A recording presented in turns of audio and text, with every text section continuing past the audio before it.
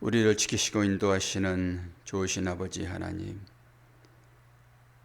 오늘 찬양의 가사가 구구절절히 우리의 마음에 와닿습니다.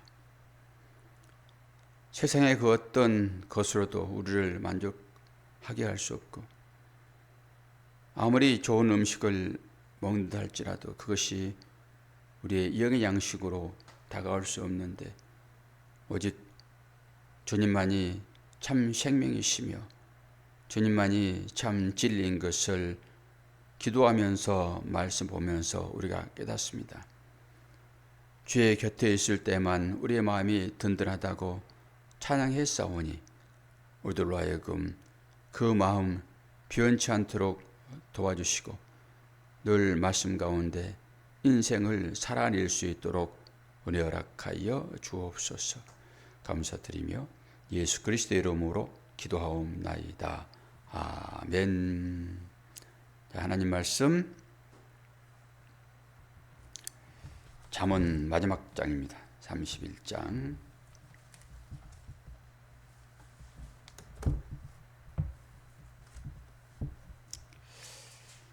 30절 후반절을 읽다가 그건 여러분이 그냥 읽어보면 될 것 같고요. 31장으로 넘어왔습니다. 현숙한 아내, 그런 아내를 칭찬하는, 칭송하는 그런 내용이 쭉 뒤에 나옵니다. 10절부터 1절부터 읽습니다. 느무엘 왕이 말씀한 바 곧 그의 어머니가 그를 훈계한 잠언이라. 내 아들아, 내가 무엇을 말하랴? 내 태에서 난 아들아, 내가 무엇을 말하랴?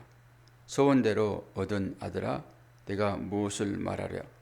내 힘을 여자들에게 쓰지 말며 왕들을 멸망시키는 일을 행하지 말지어다. 느무엘아, 포도주를 마시는 것이 왕들에게 마땅하지 아니하고 왕들에게 마땅하지 아니하며 독주를 찾는 것이 주권자들에게 마땅하지 않도다. 술을 마시다가 법을 잊어버리고 모든 공고한 자들의 송사를 굽게 할까 두려우니라. 독주는 죽게 된 자에게, 포도주는 마음에 근심하는 자에게 줄지어다. 그는 마시고 자기의 빈궁한 것을 잊어버리겠고 다시 자기의 고통을 기억하지 아니하리라. 너는 말 못하는 자와 모든 고독한 자의 송사를 위하여 입을 열지니라. 너는 입을 열어 공의로 재판하여 공고한 자와 궁핍한 자를 신운할지니라. 누가 현숙한 여인을 찾아 얻겠느냐? 그의 길은 진주보다 더하니라. 그런 자의 남편의 마음은 그를 만나니 산업이 핍절하지 아니하겠으며 그런 자는 살아있는 동안에 그의 남편에게 선을 행하고 악을 행하지 아니하느니라.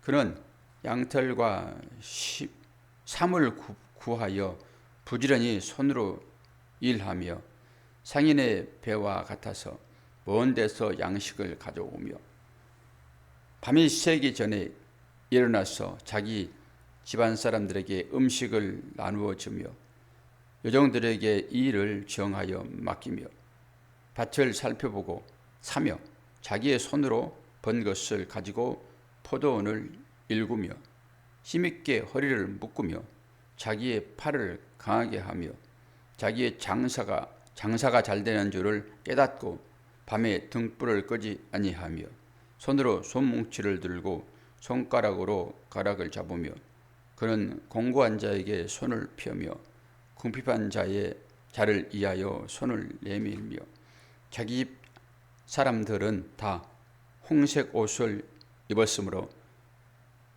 눈이 와도 그는 자기 집 사람들을 위하여 염려하지 아니하며 그는 자기를 위하여 아름다운 이불을 지으며 새 마포와 자색 옷을 입으며 그의 남편은 그 땅의 장로들과 함께 성문에 앉으며 사람들의 인정을 받으며 그는 배로 옷을 지어 팔며 띠를 만들어 상인들에게 맡기며 능력과 종기로 옷을 삼고 후의를 웃으며 입을 열어 지혜를 베풀며 그의 혀로 인애의 법을 말하며 자기의 집안 일을 보살피고 게을리 얻은 양식을 먹지 아니하나니 그의 자식들은 일어나 감사하며 그의 남편은 칭찬하기를 덕행 있는 여자가 많으나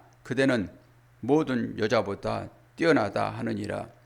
고운 것이 거짓되고 아름다운 것도 헛되나 오직 여호와를 경외하는 여자는 칭찬을 받을 것이라. 그의 손의 열매가 그에게로 돌아갈 것이요 그 행한 일로 말미암아 성문에서 칭찬을 받으리라. 아멘. 앞부분은 9절까지는 아들에 대한 훈계가 나오고 그 후부터 칭찬받을 만한 현숙한 아내에 대한 얘기가 쭉 나오잖아요. 뭐 앞에 교훈은 그렇다 치고 뒷부분 남자들은 그런 생각을 할 수 있지요. 와, 우리 집에 나와 함께하는 아내가 이러면은 얼마나 좋을까 그런 생각을 하죠. 아내는 잠도 자지 않고 얼마나 열심히 일을 해가지고 돈을 버냐고요. 아주 가정을 엄청나게 크게 일으키고 마는 그런 여인이잖아요. 그러면은 이제 가정 가운데서 자기를 이제 볼 거예요. 여인들은. 그러면서 나는 어떤가? 그러면서 여기에 닿지 않으면은 와, 나는 칭찬받지 못하겠네. 남편에게 나는 칭찬 못 받겠다라고 절망 가운데 들어갈 수밖에 없잖아요. 과연 이런 완벽한 여인이 있을까요? 이 땅 가운데? 완벽하잖아요. 그러니까 이걸 추구하여 나도 칭찬을 받으리라 라고 쉼이 없는 여인들이 있단 말이에요. 쉼이 없는 여인들. 이 쉼이 없는 여인들이 율법을 행하여서 열심히 하나님으로부터 상급받겠다라고 하는 처지에 놓인 사람들입니다. 어떻게 이렇게 완벽하게 일을 할 수 있어요? 이건 율법이라고요. 율법을 얘기하는 거예요. 율법을.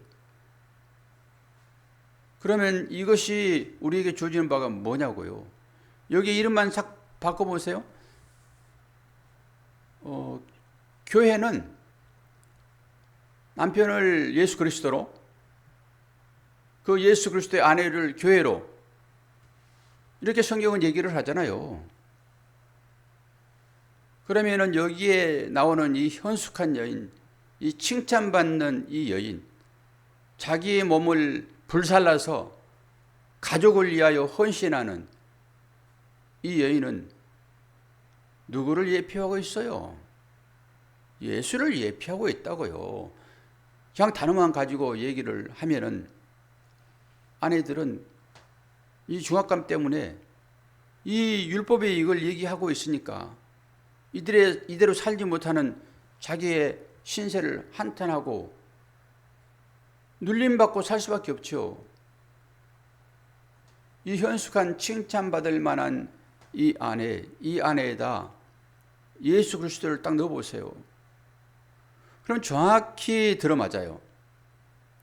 예수 그리스도가 우리들을 어떻게 돌보고 계시는지 분명해지지요. 잠언 마지막에 주어지는 말씀이잖아요. 성경은 전부 다 그렇게 맥을 이루고 있어요. 너는 아무것도 할 수 없는 죄인. 내가 손대지 않으면은 너는 멸망길로 갈 수밖에 없는 죄인. 뭘 보고 죄인인 것을 우리가 알아요? 이런 율법이요. 이렇게 율법이 주어지잖아요, 우리에게. 그럼 이 율법을 감당할 만한 힘이 우리한테 있는가라고 하는 거죠. 교회를 여인으로 생각을 하고 있으니까 이 여인들이 어떤 식으로 신앙생활을 해야 남편 되시는 예수가 칭찬할 것인가, 이렇게 접근하게 되면 율법을 이룰 수 있어 없어요? 율법을 우리는 이룰 수 없다고요. 그러니까 이 율법을 통해 가지고 진리를 깨닫는 사람들은 자유함으로 나오는 것입니다. 왜 그렇습니까? 이 율법을 제대로 공부해야 내가 내 스스로 구원받을 수 없는 죄인이라는 것을 안다고요. 그래서 제가 정리해 놓은 거예요. 율법을 행해 보십시오. 다른 사람들은 율법 행하지 마라. 예수께서 다 이루신 건 율법을 왜 행하려고 그렇게 애를 써? 그러고 마는 것입니다. 그러니까 내가 뭘 해야 할지를 잘 몰라요. 근데 지침서가 딱 나와 있잖아요. 이 율법이라고 하는 지침서가. 한번 해보시라고요. 그러면은 율법이 뭘 말하고 있는지 율법이 스스로 우리를 가르치세요. 해보면은. 그러니까 이걸 힘들다고 안 해버리니까 하나님의 말씀의 진리를 온전히 깨닫지를 못하는 것입니다. 나 죄 용서 받았으므로 내가 다시 그 안으로 율법으로 들어가 가지고 왜 힘들게 그걸 해? 라고 안 해버리는 거예요. 해보면 안다니까요. 나는 율법을 이룰 수 없는 존재로구나. 나는 죄악 덩어리라서 도대체 내가 내 죄를 희귀할 수 없구나 라고 하는 것을 율법을 행해 볼 때만 깨닫는다고요. 그래서 십자가 밑으로 내려가는 것입니다. 아, 예수의 보혈로 나를 덮지 않으면은 나는 이 죄악을 도대체 깨끗하게 씻어낼 수가 없구나. 이 자리로 내려가게 되면은 우리의 삶의 태도가 완전히 달라지죠. 이거 제대로 한번 쭉 읽어보세요. 내가 할 수 있는 일인지. 아마 열심히 일하신 분들은 그래도 나는 한 60%는 된 것 같은데 이렇게 말할 수 있어요. 아니야, 나는 좀 더 된 것 같아. 정말로 하나님을 위하여 헌신하는 선교사들은 어떨까요? 그 사람들은 생명을 내걸고 선교 사지로 들어가잖아요. 지금은 그런 마음이 많이 없을 거라 생각이 되어져요. 예전에는 우리 한국에 선교사가 돌아가지고 복음 전할 때 수많은 사람들이 죽었잖아요. 그런 사람들은 목숨 걸고 오는 거예요. 근데 지금 선교지에 몇 프로나 그런 마음을 가지고 갈까요? 오직 예수의 마음이 부어지지 않으면 아무것도 아닌 깡통이 되버리고 마는 것입니다. 하나하나를 좀 따져보시면은 딱 예수님이 하신 일이다라고 보게 되면 정확하게 들어맞아요, 이게. 그런데 이걸 그렇게 생각하지 않고 내가 한번 해보리라. 나는 내 남편으로부터 현숙한 아내의 자리에 한번 이르러버리라. 절대 못 돌아갑니다. 될 만한 일이 아니에요. 모든 일들이 다 그래요. 그러면서 우리는 어디에서 이 말씀이 예수 그리스도로 풀어지는지를 한번 볼 텐데요. 21절 한번 보면 21절. 자기 집 사람들은 다 홍색 옷을 입었으므로 눈이 와도 그는 자기 집 사람들을 위하여 염려하지 아니하며. 홍색이라고 하는 것은 왕이 입는 옷이에요. 왕이 입는 옷. 그래서 예수님께서 이 홍색 옷을 입으시는 거예요. 그리고 그는 자기를 위하여 아름다운 이불을 지으며 새 마포와 자색 옷을 입으며. 이게 아내가 이거 입는 거잖아요, 지금. 아내가. 근데 아내가 새 마포와 자색 옷을 입습니까? 이건 왕이나 제사장이 입는 옷이잖아요. 그의 남편은 그 땅의 장로들과 함께 성문에 앉으며 사람들의 인정을 받으며 그는 배로 옷을 지어 팔며 띠를 만들어 상인들에게 맡기며 능력과 정기로 옷을 삼고 후일을 웃으며 입을 열어 지혜를 베풀며 그의 혀로 인애의 법을 말하며 자기의 집안일을 살펴보고 게을리 얻은 양식을 먹지 아니하며 그의 자식들은 일어나 감사하며 그의 남편은 칭찬하기를. 그리고 마지막 절에는 이제 모든 성도들이 예수께서 주신 은혜로 살아가게 될 나라를 상징적으로 보여주고 있는데, 한번 보십시오. 앞부분과 뒷부분을 연결시켜서 한번 보시라고요. 과연 아내들에게 할 만한 그런 일들이냐고요. 예수님이 그렇게 하시겠다라고 하는 것입니다. 예수님이. 우리가 조금 뭔가를 도덕적으로 윤리적으로 좀 잘못한다 할지라도 그거 가지고 너무 끙끙끙끙 앓지 마세요. 설령 다윗도 하나님이 기뻐하지 않는 그 일들을 행함으로 인해 가지고 가족 간에 엄청난 비극이 일어났잖아요. 다윗도. 그럼에도 불구하고 다윗은 그 안에서 자유로워요. 시편을 묵상해 보면 그러잖아요. 하나님은 이런 도덕적인 어떤 그것을 영원히 구원받지 못할 죄로 여기지 않으신다고요. 모든 죄의 문제는 주님이 다 해결하셨고, 이 도덕과 윤리적인 측면에서 우리가 육을 입고 있는 한은 항상 그런 유혹이 따른다고요. 그럼 그 유혹에 넘어갈 수밖에 없죠. 우리가 상대를 미워하는 것도 마찬가지입니다. 그 유혹에 넘어가는 것입니다. 그게. 아니, 마음이 좋다가도 어느 순간인가 딱 넘어가잖아요. 사람들이. 그게 유혹입니다. 그게. 그러니까 그런 일들을 통해서 자신도 봐야 되고, 그런 일을 통해 가지고 가정도 봐야 되고, 그런 일을 통해 가지고 공동체도 봐야 되는 것입니다. 왜 그런 일들이 우리에게 조져 있는지. 그게 하나님의 사인이라고요. 근데 우리는 전부 다 나의 입장에서 나에게 해석하지 않고 전부 다 당면한 사람에게만 초점을 맞추고, 너 왜 그렇게 살아? 이렇게 얘기해버리는 거예요. 오늘 잠언 31장 아내야, 이 아내를 좀 본받아야지 라고 들어간다고요. 그런데 이렇게 모든 것을 다 완벽하게 이루시는 분은 교회를 아내로 여기는, 그 교회를 상징적으로 사랑하시는 예수님으로 예표하고 있다고요.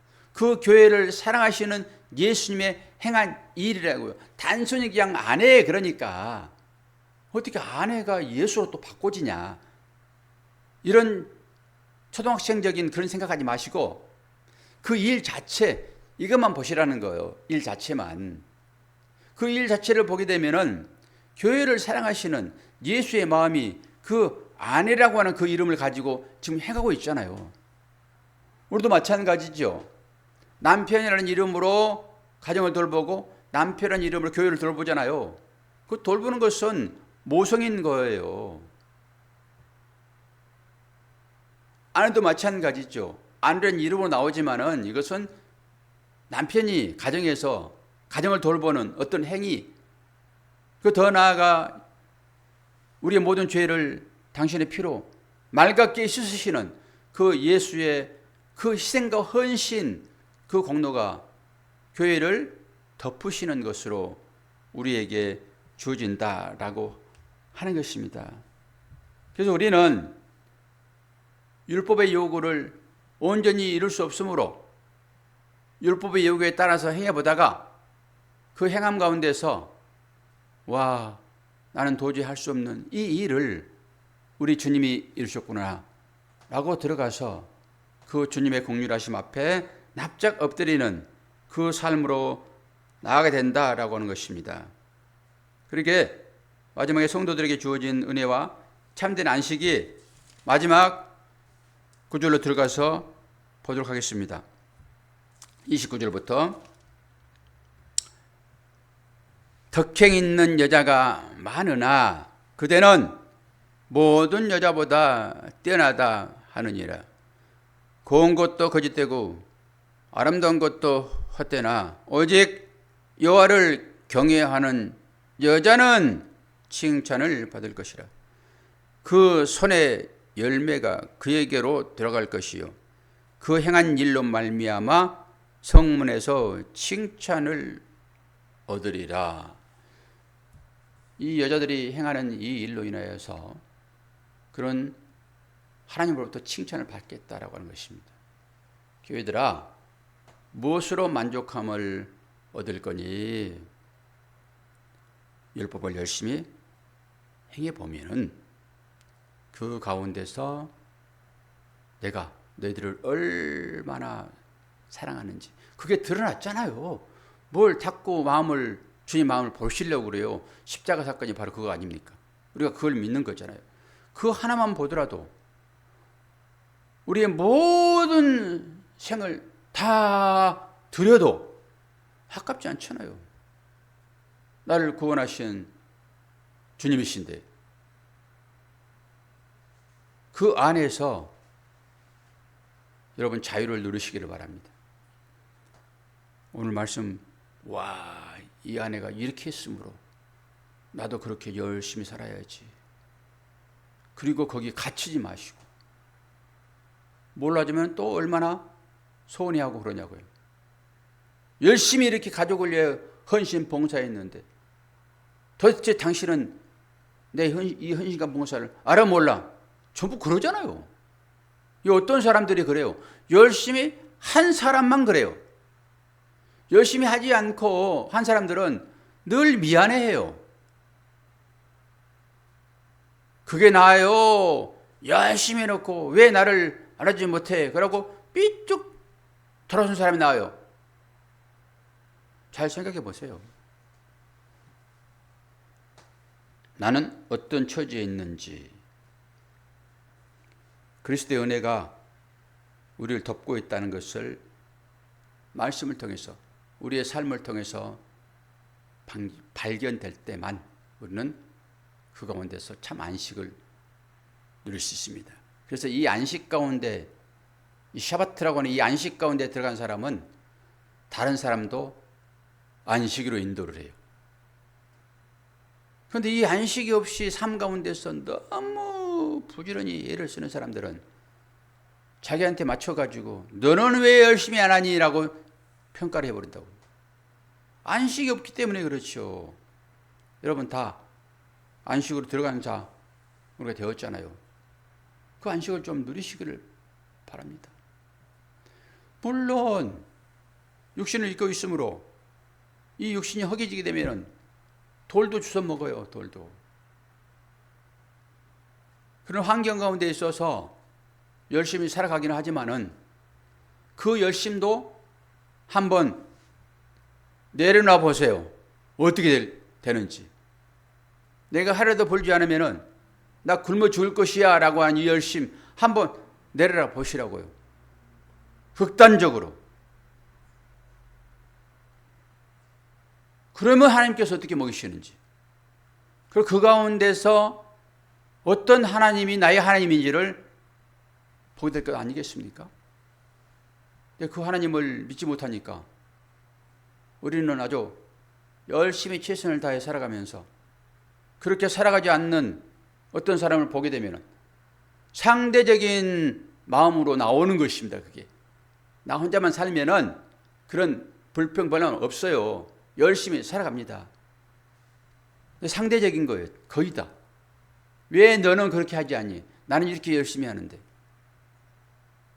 그 마음이 올라올 때 그 사람처럼 극단적으로 한번 아무것도 해보지 말으시라고요. 그냥 사표 확 던져버려요. 그냥. 너가 그러니? 나도 함께 한번 해보자. 그러면은 너처럼 살아보자. 극단적인 얘기를 제가 드리는 것입니다. 그럴 때 그 전에 아등바등 아주 미워하고 원망 질투하고 시기하고 하면서 살았던 나의 삶과 다 내던져버리고 하나님께 온전히 맡기고 살았을 때 내 삶이 어떤지를 한번 시험해 보시라고. 어떤지. 그때서야 우리는 하나님이 나를 어떻게 장악하시고 나를 인도하시는지를 알아요. 어제 제가 그 말씀 드렸잖아요. 제 욕구를 채우기 위하여 운동을 가려고 딱 준비했다가 병상에 누워있는 한 믿음의 형제를 생각하면서 마음을 내가 거기에 보태리라고 제가 딱 그걸 중단하고 어제는 산에 2시간 등산을 하면서 묵상 기도하면서 내려왔는데 마음이 얼마나 평안한지. 왜 마음이 평안했다고요? 내 것을 내려놓으니까. 나의 즐거움, 그것을 딱 내려놓으니까 얼마나 평안한 마음이 주어지는지. 우리는 이걸 내려놓지를 못해요. 이거. 다 주님이 이루시고 우리에게 준 것을 못 누려요. 진짜 한번 해보시라니까요. 극단적으로. 이게 안 되니까 내일 일을 염려하여 우리가 전부 다 나와 똑같지 않으면은 시기, 질투, 미움 그렇게 되는 거예요. 나는 이 여자처럼 사는데 이 가정을 위하여 당신은 뭐합니까? 라고 판단하는 것입니다. 내려놓으시라고요. 이 자유로움이 있는 분들은 또 그 말을 못하죠. 그 말 할 수가 없죠. 목사나 이런 얘기를 하는 거지. 누가 이런 얘기해요. 그냥 죽은 듯이 그냥 있는 거지. 그냥 아무 말도 못하고.